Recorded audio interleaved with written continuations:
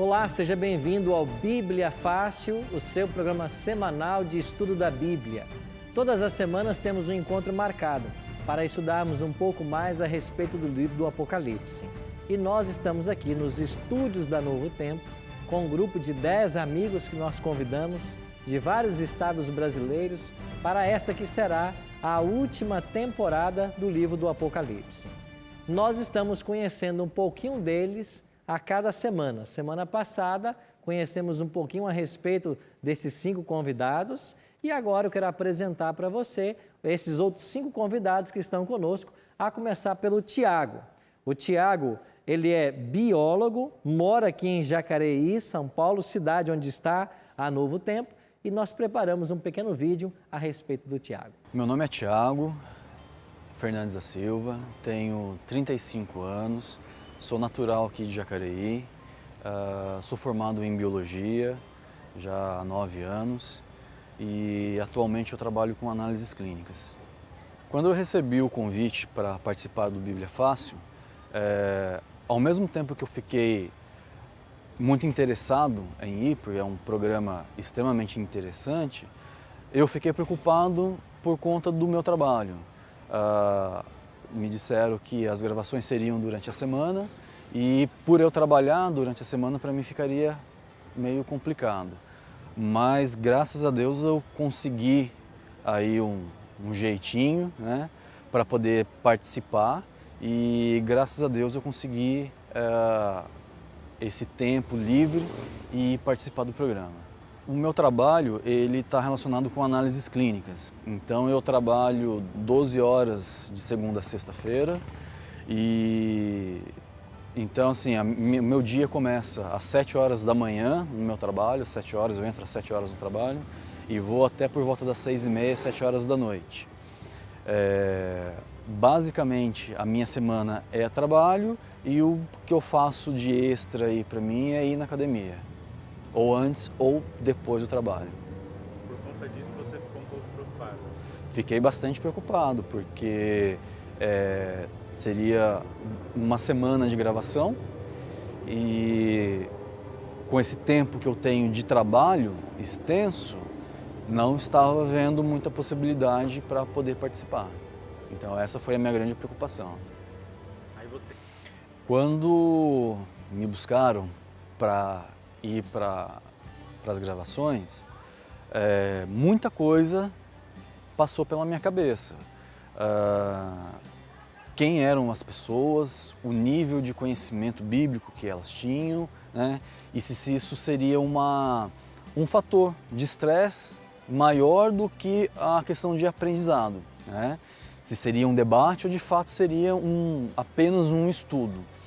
E ao chegar lá e se apresentar, né, conhecer as pessoas, a mentalidade foi mudando. Então a gente foi ficando mais tranquilo, foi ficando mais à vontade e quando a gente começou a ter a amizade com as pessoas e saber um pouquinho mais sobre cada uma,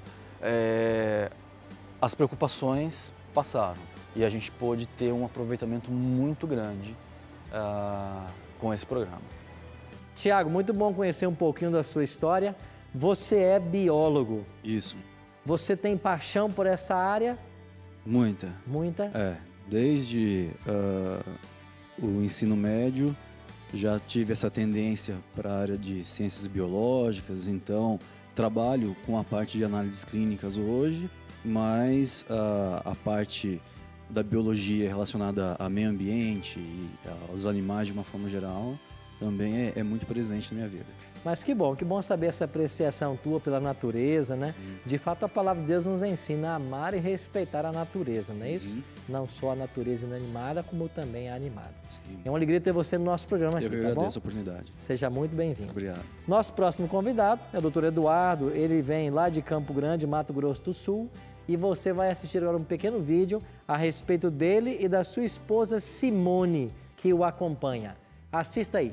O meu nome é Eduardo Machado Rocha, sou natural de Dourados, Mato Grosso do Sul, sou desembargador, em exercício, estou no Tribunal de Justiça de Mato Grosso do Sul e resido em Campo Grande, Mato Grosso do Sul. Meu nome é Simone Regina de Pieri Machado Rocha, eu sou procuradora, atualmente estou aposentada, sou natural de Três Passos, Rio Grande do Sul e moro em Campo Grande, Mato Grosso do Sul. Meu trabalho, como disse, é desembargador. Nós trabalhamos em um órgão colegiado, né, onde nós analisamos os recursos que estão interpostos em face das decisões prolatadas do juízo. Então, no Tribunal de Justiça temos as câmaras, né, onde se reúnem 4 a 5 desembargadores para cada câmara, e ali são submetidos a julgamento essas sentenças que estão em grau de recurso. O meu trabalho atualmente eu sou pesquisadora, sou dona de casa também, divido meu tempo entre os afazeres de casa e também eu gosto muito de pesquisar, estou fazendo vários cursos online e eu gosto muito de nutrição e psicologia. Então eu estou me dedicando também esse tempo a esses estudos. Além de fazer também estudos semanais sobre a Bíblia e trabalho também em algumas coisas de assistente social junto à igreja. Olha, nós estávamos aqui em casa, era por volta de 18 horas, 19 horas, e aí aqui apareceu o pastor Wellington, o pastor Eliezer e o pastor... E o pastor Arilton, né? E aí, em conversa, né, ele nos convidou para participar da Bíblia Fácil, né? E na ocasião nós comentamos com ele que a gente já assistia a Bíblia Fácil, né? Aqueles ensinamentos sobre Daniel, depois Apocalipse, né? Então a Simone ficou muito interessada, né, de participar desse programa.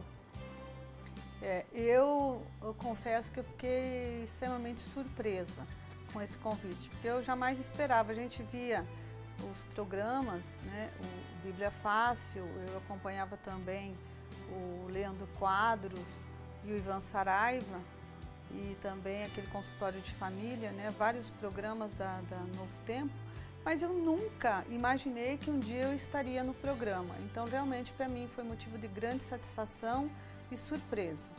Olha, a gente já era evangélico, né? Nós somos da Igreja Presbiteriana do Brasil. Nossa conversão se deu em Dourados, né?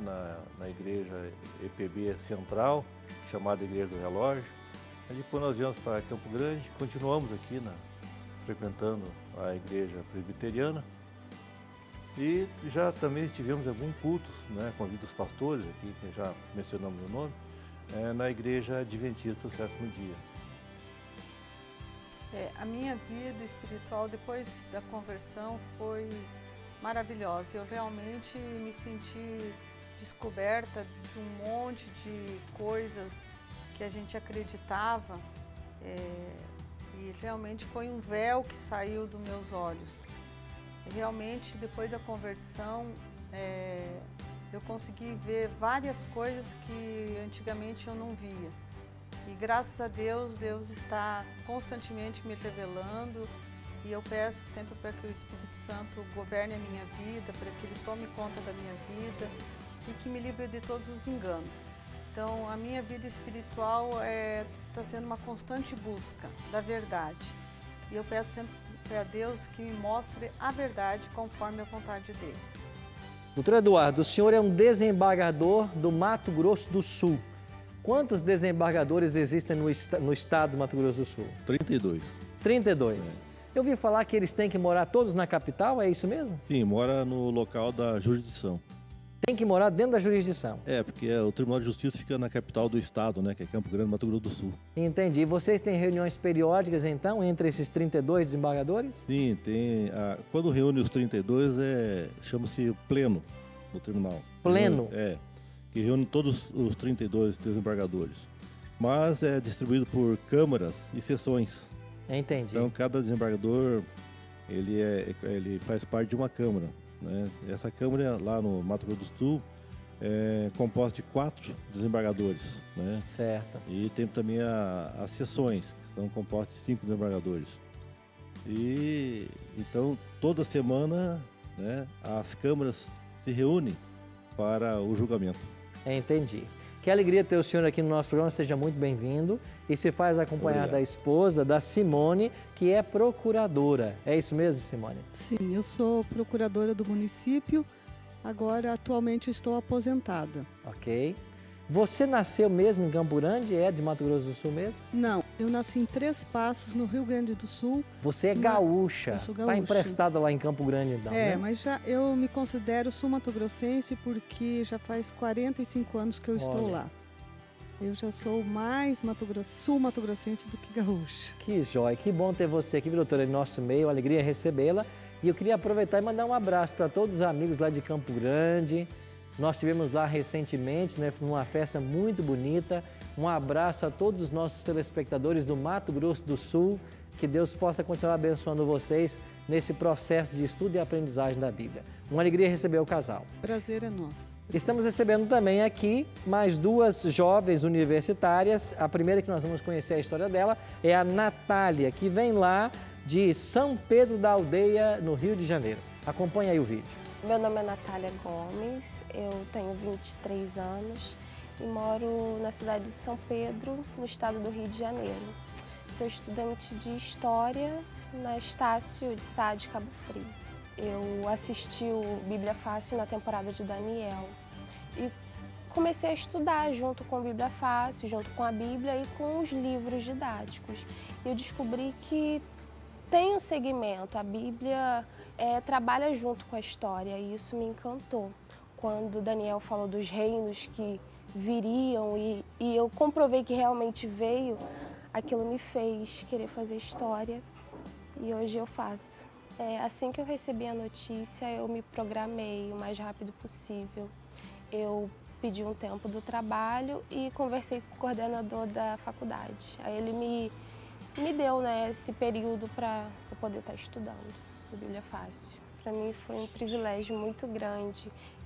Eu fiz a minha inscrição e estava torcendo muito. Mas é claro que fica lá uma dúvida, né? Por que vai escolher? Entendeu? Mas me escolheu e eu tenho isso como uma comprovação. Eu me inscrevi aguardando essa resposta. Inclusive falei para alguns parentes que eu ia participar sem antes saber que eu iria participar. Até combinei com eles e tal para assistir sem ter a resposta. No fundo eu sabia. Eu assisto o programa desde o início e sempre passou pela minha cabeça participar. Desde o início eu sempre quis participar. Mas sentada ali, minutos antes de começar a gravação, eu ainda não acreditava. Então demorou um pouquinho para a ficha cair, que eu realmente estava ali, que eu realmente iria estudar e ter o privilégio de estudar com o pastor Arilton.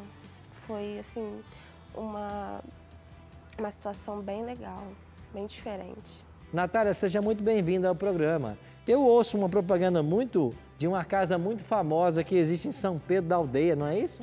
É isso mesmo, é a Casa da Flor. Casa da Flor, um patrimônio cultural nacional, não é isso? Exatamente. Você nasceu mesmo ali nessa cidade? Eu nasci e vivi até hoje na cidade de São Pedro. São Pedro da Aldeia. Exatamente. Que legal, muito bom. Vamos aproveitar e mandar um abraço para todos os nossos amigos do Rio de Janeiro que acompanham Bíblia Fácil. Toda vez que a gente vai nessa cidade, nesse estado maravilhoso, somos muito bem recebidos. E a nossa última convidada que falta nos apresentar é a Carolina, que vem também do Rio de Janeiro, lá do Rio das Ostras. Acompanhe aí o vídeo que fizemos sobre ela. Meu nome é Carolina Almeida de Oliveira, tenho 25 anos e eu sou estudante de Direito. Eu conheci a Igreja Adventista há bastante tempo atrás, uns 9 anos atrás, e eles me ensinaram muita coisa no período que eu fiquei lá. Foi um período bem curtinho, mas eu aprendi muita coisa e por algum motivo eu saí da igreja. E há pouco tempo atrás eu conheci uma menina que era batista e a gente ficou muito amigas. E ela me levou na igreja dela, eu acabei gostando e fiquei por lá.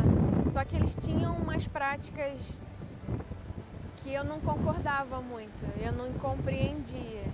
E me trouxe muita dúvida, porque ia de encontro com os ensinamentos que a Adventista tinha me dado há uns anos atrás. Daí eu comecei a orar sobre isso e eu perguntava muito à minha tia, que ela é Adventista já há muitos anos. Daí ela comentou sobre o programa, achei que era uma boa ideia. Eu fiquei muito surpresa, na verdade, que eu não esperava que eu fosse chamada. Eu não estava botando muita fé no programa, na verdade.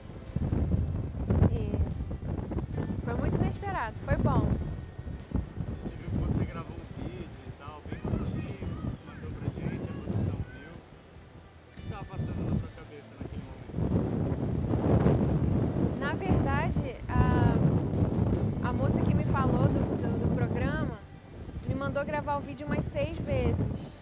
Mas eu não gravei porque, sei lá, eu não achava que valia a pena, não sei. Mas aí no último dia ela falou pra mim, ó, hoje é o último dia, se você não gravar hoje, não vai mais, não vai poder mais ir. Daí eu gravei bem rapidinho pra me livrar logo. Eu fiquei um pouco ansiosa, na verdade, porque tinha muita gente muito diferente. Eu esperava que fosse um nicho só de pessoas. E quando eu cheguei lá, tinha gente de tudo quanto é tipo de igreja, profissões diferentes. E cada um com um intelecto diferente, deu pra ver que seria muito proveitoso, assim, porque as perguntas foram muito inteligentes também. Carolina, que bom receber você aqui. Você nasceu mesmo ali em Rio das Ostras ou não? Não, eu nasci em Niterói. Em Niterói. Isso. E você está hoje cursando Direito. Isso. Que alegria poder receber. Como é que está o coração para esse estudo do Apocalipse aí? Aberto. Aberto? Pra receber. Mas que bom, viu? E eu não mencionei, mas a Natália estuda História. Que bom, nós vamos aqui voltar a vários fatos históricos e você vai se sentir em casa então. Muito bom receber vocês lá do Rio de Janeiro e receber você, que todas as semanas abre a sua casa para o estudo do programa Bíblia Fácil. Hoje vamos estudar o segundo tema do nosso programa, as 7 igrejas do Apocalipse, e eu queria convidar você para orarmos agora, pedindo a bênção de Deus para o estudo de hoje. Nosso Pai querido e Pai bondoso, nos reunimos mais uma vez para estudarmos a Tua Palavra e queremos suplicar a Tua bênção sobre nossas vidas, para que nós possamos ter a compreensão das mensagens que esse livro reserva para todos nós. Que o Teu Espírito esteja conosco, com cada telespectador que nos assiste nesse momento, para que nós possamos compreender a Tua vontade para a nossa vida. E é em nome de Jesus que nós te oramos. Amém. Pois bem, quero convidar você a tomar a sua Bíblia e vamos agora para Apocalipse, capítulos 2 e 3. Hoje vamos estudar a respeito das 7 igrejas do Apocalipse. Vimos na semana passada que o Apocalipse passou por várias etapas até chegar em nossas mãos. É uma revelação que nasceu no coração de Deus e Ele entregou para Jesus, que entregou para o seu anjo, que notificou a João e que recebeu ordem de escrever e enviar para as 7 igrejas. Hoje vamos entender quais são essas 7 igrejas. Mas eu queria começar o programa de hoje lendo um texto muito especial, que é o versículo 3. Apocalipse capítulo 1, verso 3. Bem-aventurados aqueles que leem, aqueles que ouvem as palavras da profecia e guardam as coisas nela escritas, pois o tempo está próximo. Então, esse texto nos ensina de que há uma bênção para aqueles que estudam o livro do Apocalipse. Bem-aventurado quer dizer feliz.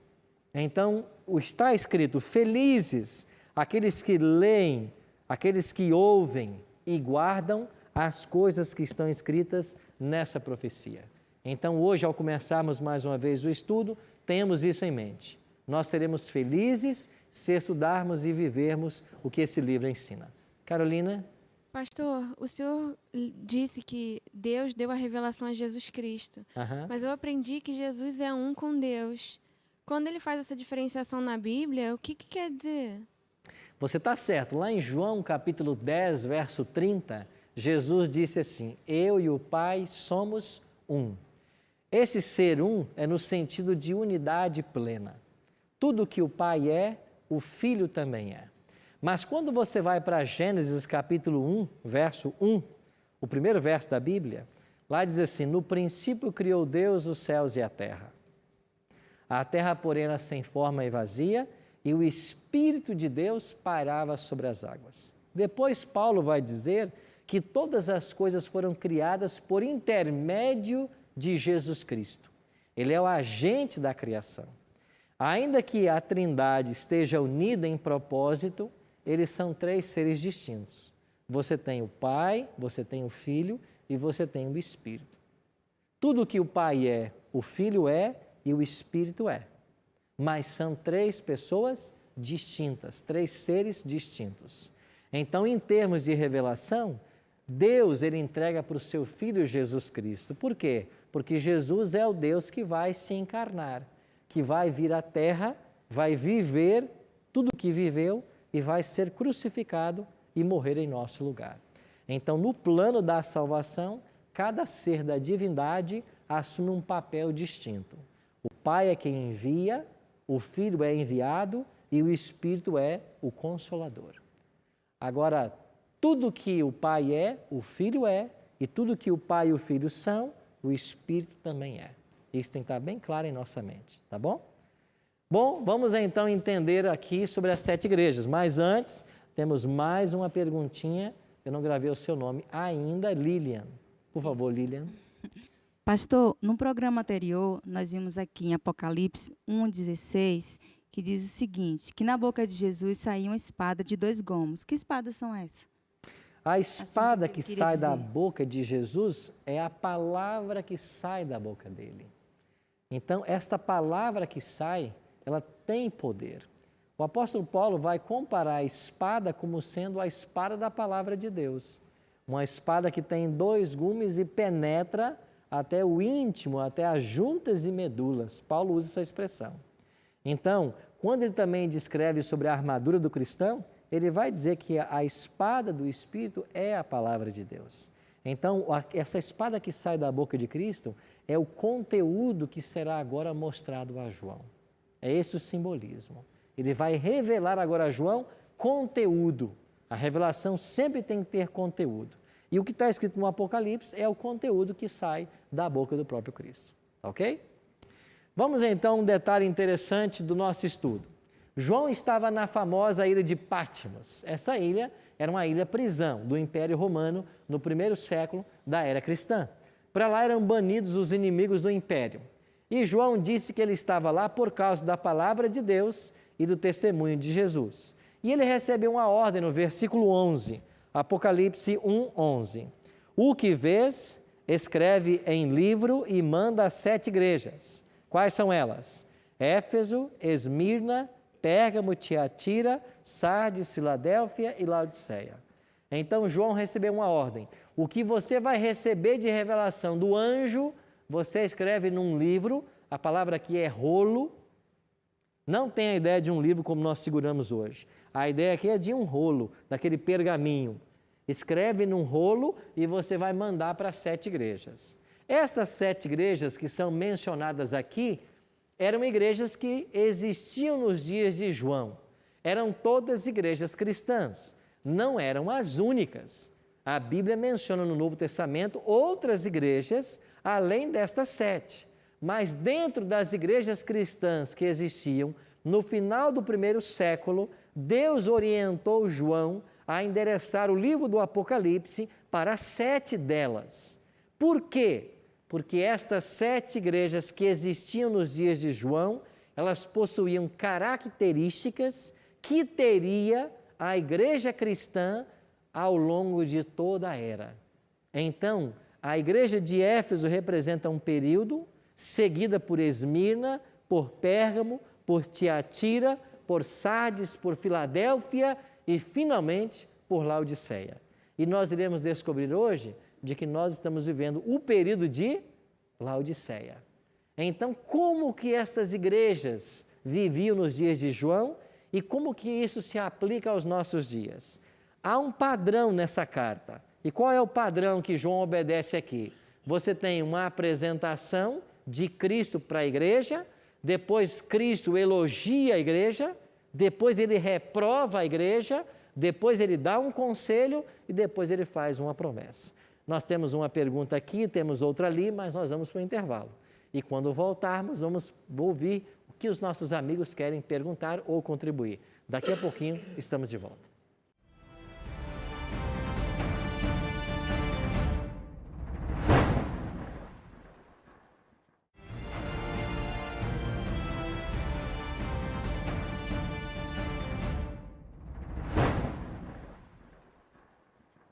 Estamos de volta com o programa Bíblia Fácil. Eu quero apresentar para você agora um presente muito especial. Essa revista nós preparamos com muito carinho e é um presente da Novo Tempo para você. Ela contém todos os temas que vamos estudar aqui no Bíblia Fácil Apocalipse.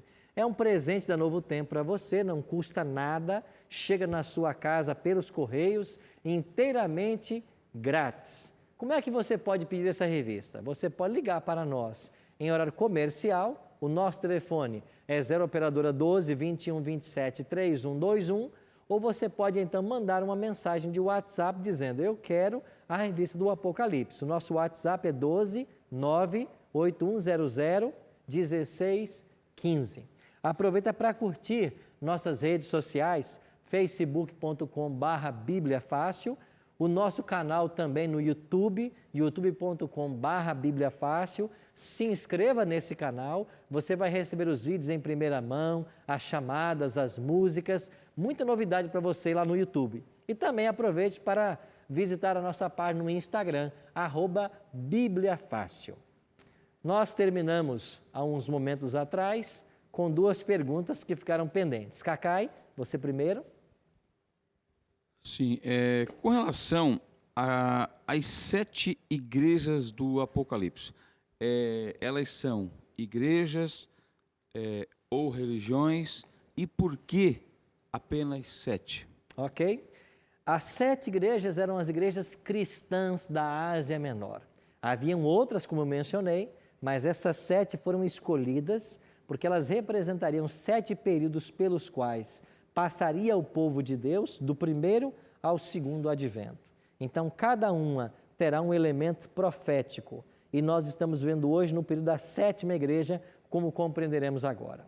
Então, o cristianismo era a religião que Jesus fundou. Você tinha também o judaísmo, que era uma reminiscência do povo de Deus, do Antigo Testamento, e você tem outras religiões pagãs que nesse momento habitavam ali também na Ásia Menor. Ok? Eduardo? Pastor, o senhor mencionou aí que essas igrejas representam os 7 períodos. Certo. Né? E eu pergunto o seguinte: me parece que apenas 2 dessas igrejas não receberam a reprovação, né? É verdade, você tem aqui nem todos esses elementos, como repreensão, conselho, promessa, aparecem em todas as igrejas. A igreja de Éfeso, por exemplo, que é a primeira igreja que vamos estudar, era uma igreja que tinha uma igreja num amor puro, uma pureza doutrinária, por ter entre seus membros os próprios apóstolos de Jesus. Dá uma olhadinha no capítulo 2 do livro de Apocalipse e olha que interessante, o versículo 1. Ao anjo da igreja em Éfeso escreve: essas coisas diz aquele que conserva na mão direita as 7 estrelas e que anda nos meio dos 7 candeeiros de ouro. A primeira coisa que aparece em cada igreja é uma revelação de Jesus. Agora, você percebeu que Jesus se apresentou para a igreja de Éfeso como aquele que tem 7 estrelas na mão direita e caminha entre os 7 candeeiros?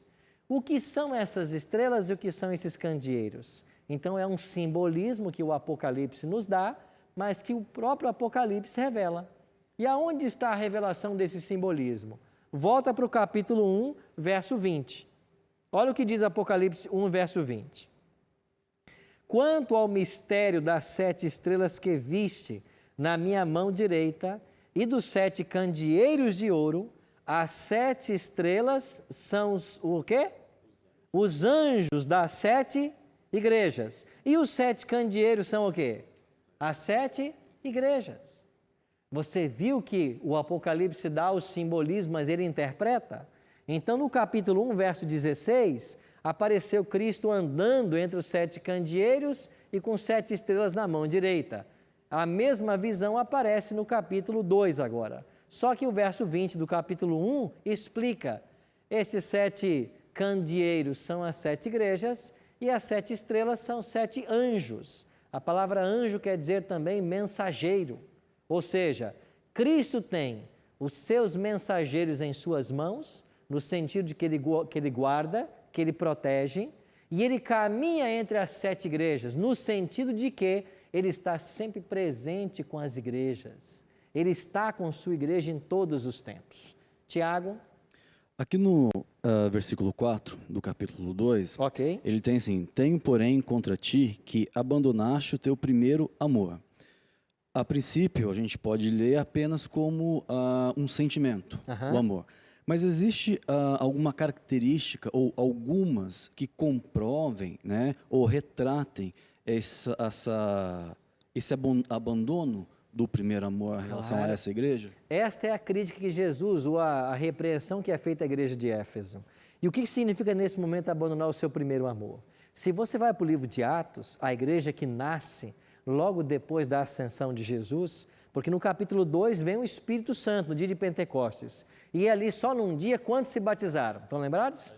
3.000 pessoas, depois subiu para 5.000. Esta foi a igreja de Éfeso, uma igreja vigorosa, amorosa. No capítulo 2, versos 40 a 43, lá diz que eles estavam todos os dias de casa em casa, repartindo o pão, orando, nada faltava para ninguém. É o que diz Atos 2, nada faltava, porque se alguém tinha necessidade, os outros membros da comunidade supriam, ou seja, o amor genuíno era praticado. Daqui a pouquinho, isso começou a esfriar, a ficar de lado. E quando João escreveu o Apocalipse, por volta do ano 96, 97, já há uma repreensão. Você perdeu o seu primeiro amor. Não era assim nos primeiros dias. Então, qual é o meu conselho? Você tem que voltar àquele primeiro amor. Então, a igreja de Éfeso, ela representa a igreja cristã do primeiro século, como nós iremos ver aqui. Então, a igreja de Éfeso, ela vai representar a igreja cristã do ano 31, que é o ano da morte de Jesus, até mais ou menos o ano 100, que é aproximadamente a data da morte de João. Então, enquanto os apóstolos viveram, nós estamos dentro do período de Éfeso. Era uma igreja vitoriosa, mas que no seu final já começava a abandonar o seu primeiro amor. Aí chegamos então à igreja de Esmirna. A igreja de Esmirna vai começar então do ano 100, quando aproximadamente morre João, e vai até o ano 313.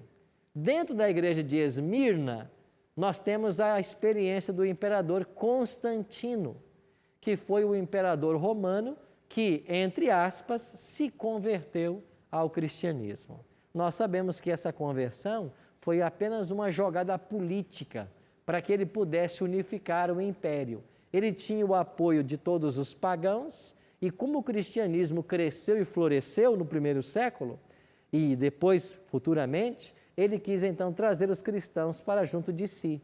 O que ele fez? Ele aceitou o cristianismo. Ele chegou até a ser batizado. E eu estive em Roma visitando inclusive o local onde ele se batizou.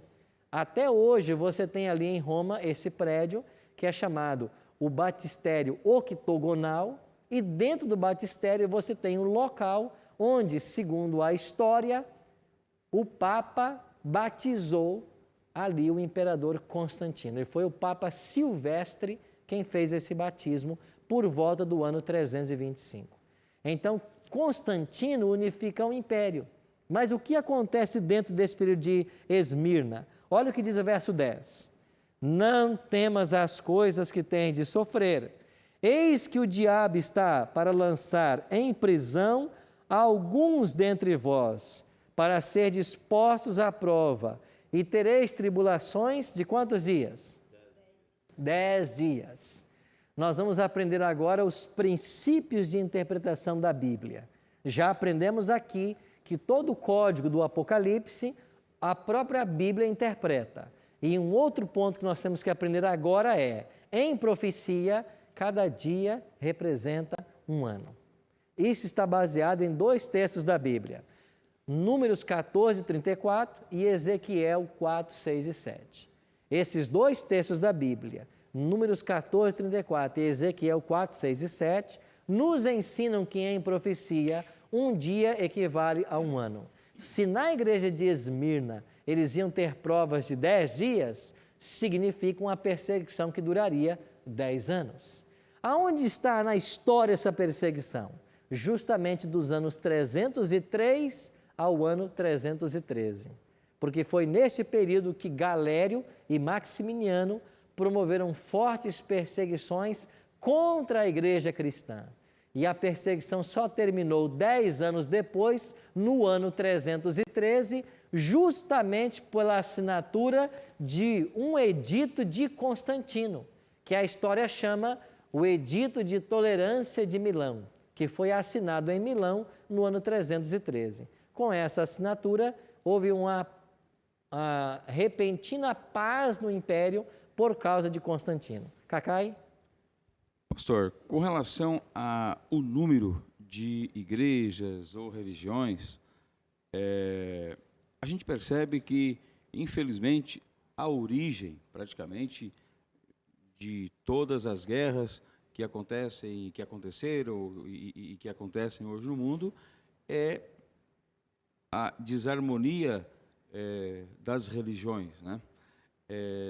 Se Jesus Cristo veio como fundador do cristianismo, a gente vê aqui 7 igrejas.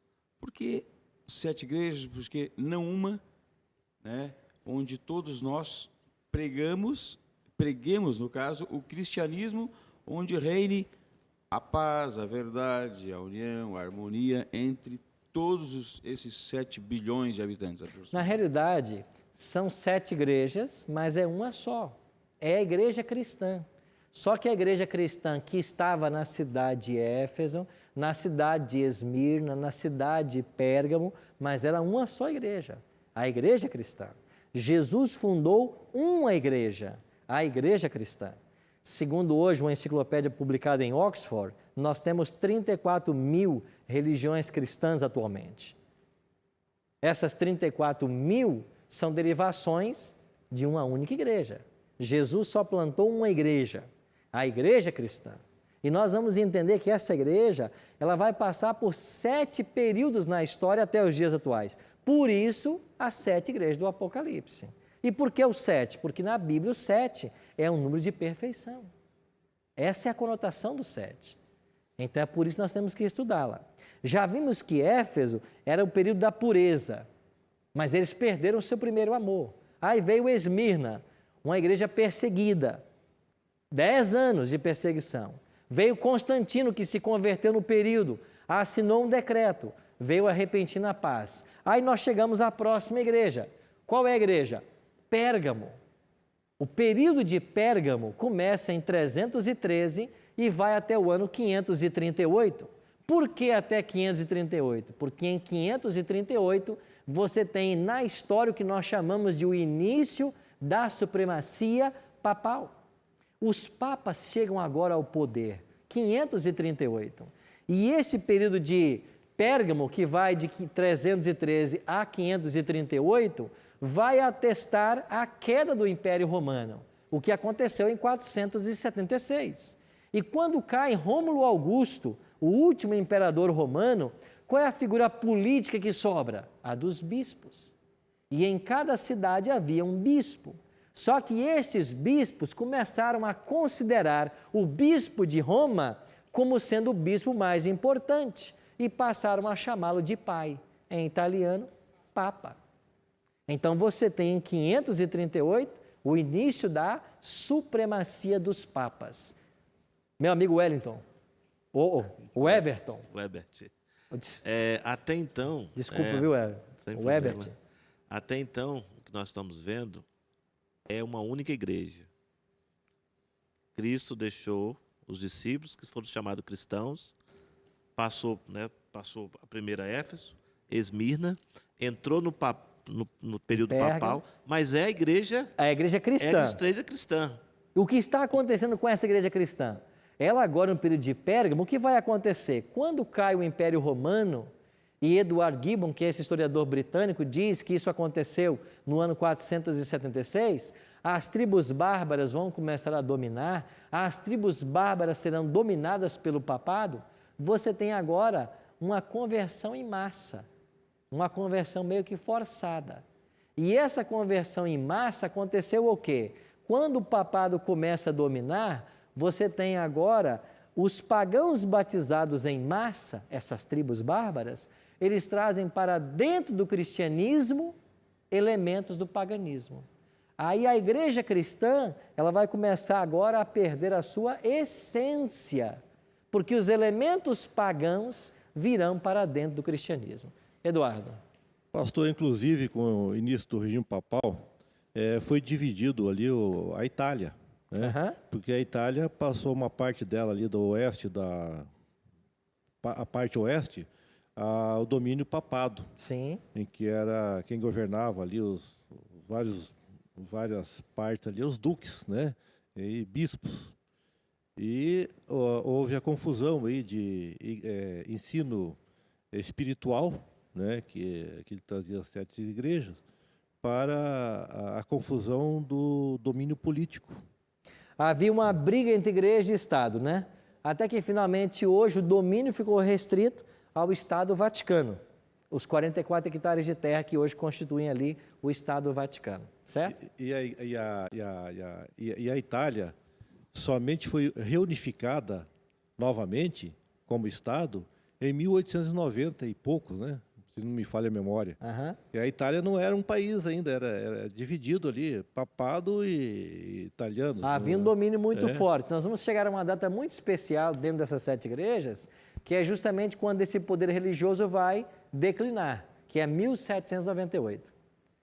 Carolina. Uma vez alguém me explicou que existiam muitas denominações no cristianismo porque eram 12 tribos e as tribos eram diferentes. E que depois que Jesus veio, como se cada denominação fosse diferente uma da outra, com ensinamentos diferentes. Mas pelo que o senhor disse, eu entendi que as denominações diferentes são formas deturpadas do cristianismo original. Do cristianismo autêntico fundado no primeiro século por Jesus Cristo. Então você tem Cristo fundando a igreja cristã, ela vai estar presente em toda a história até os dias atuais, e esta igreja vai sofrer influência externa, e ela vai viver momentos diferentes. E da igreja cristã, do seu ramo, do seu eixo principal, vão surgir várias afluentes. A começar no século XI com a igreja ortodoxa, século XVI com o movimento de reforma, e a partir daí com o surgimento do pentecostalismo, neopentecostalismo, e hoje mais de 34 mil religiões. Mas a vertente principal, ela tem que ser mantida. E o que nós queremos nesse programa é voltarmos a essa igreja do primeiro século, a essa igreja pura. Agora, como que eu posso ser cristão longe dessa pureza que a Bíblia prega? Não existe isso. E como que eu posso ser cristão no sentido lato da palavra? Eu tenho que viver aquilo que Jesus ensinou. Porque se eu vivo o que está só na palavra, aí eu sou um cristão. Então, para o cristão, para a igreja que Jesus fundou, a norma é a palavra de Deus, é a Bíblia. Mas qual foi o problema desse período? As tradições do paganismo se infiltraram dentro do cristianismo. Eu vou mencionar brevemente aqui a 4ª igreja, que é Tiatira, ela vai até 1517. O que aconteceu em 1517? Reforma protestante, Martinho Lutero. E qual foi a grande vantagem desse movimento? Ele trouxe os cristãos de volta para a Bíblia, porque Lutero defendia o princípio sola escritura, só a Bíblia e nada mais. Depois chegamos a uma outra igreja, chamada a Igreja de Sardes. E qual é o grande período de Sardes? Começa com a Reforma Protestante e vai até 1798. O que aconteceu lá? A prisão do Papa Pio VI. E quando o Papa é preso, principalmente por ordem de Napoleão Bonaparte, nós temos essa separação da igreja do Estado e a autonomia do Estado sobre a igreja. Então nós chegamos aí então à próxima, que é a sexta igreja, que é a Filadélfia. Este é o período dos grandes reavivamentos espirituais, começando em 1798, indo até 1844. O que aconteceu em 1844? Nós temos o segundo grande reavivamento nos Estados Unidos, liderados por um homem da Igreja Batista chamado Guilherme Miller, e a partir daí a Bíblia voltou a ser estudada. E de 1844 para cá, nós estamos vivendo o que nós chamamos o período de Laodiceia. E qual é a grande característica da igreja cristã dos dias atuais? Laodiceia diz aí, capítulo 3 de Apocalipse, olha então para o versículo 17. Dizes, pois, estou rico e abastado e não preciso o quê? De coisa alguma. E nem sabe que tu és infeliz, sim, miserável, pobre, cego e nu. Esse é o estado da igreja, na última fase, que é a fase de Laodiceia. E qual é o único remédio que nós temos para esta igreja? É a presença de Jesus no seu interior. E em Apocalipse 3:20, nós temos a solução para o problema de Laodiceia. Qual é? Eis que estou à porta e bato. Quem é que bate? Jesus. Se alguém ouvir a minha voz e abrir, eu vou entrar e vou cear com ele e ele comigo. Então, a igreja cristã passou por esses 7 períodos. Hoje estamos vivendo por Laodiceia. E qual é a única saída para essa igreja? Deixar que Cristo entre. Voltarmos a ter a doutrina dos apóstolos. Viver tudo o que esse livro ensina. Só assim voltaremos a ser a igreja que Deus espera. Você que nos assiste em casa pode estar se perguntando, pastor, como é que isso vai acontecer? Vai acontecer por obra e atuação do Espírito Santo.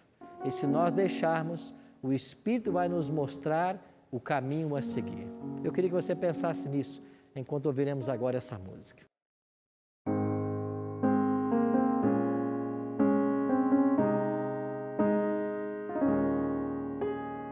Como entender que um rei de amor eterno, um ser perfeito e justo, deixou seu reino de glória, se despiu de todas as honras, veio a este mundo apenas para me salvar. Não consigo entender a essência de um amor que, ao se entregar à morte, me garantiu eterno viver. Como entender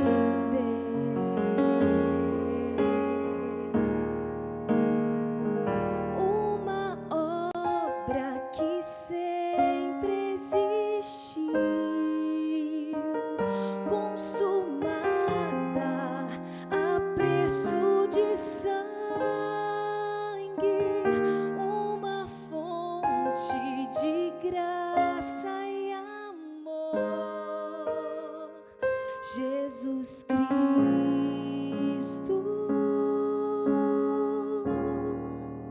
do mundo é o Salvador.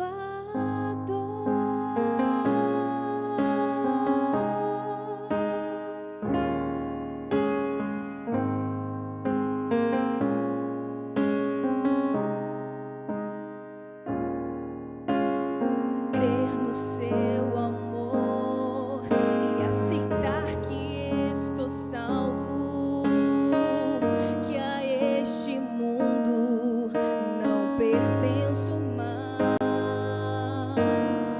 Sendo filho, tenho compromisso de ser a luz e a este mundo iluminar.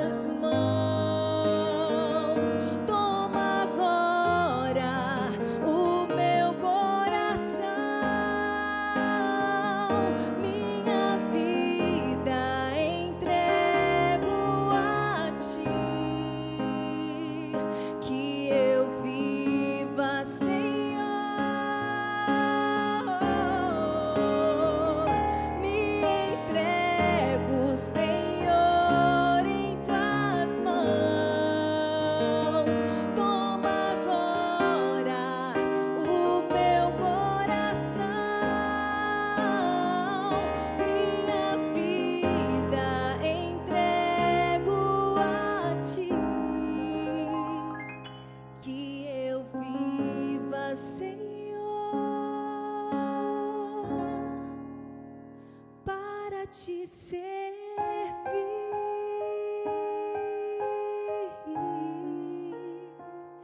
Que eu viva, Senhor, para te servir.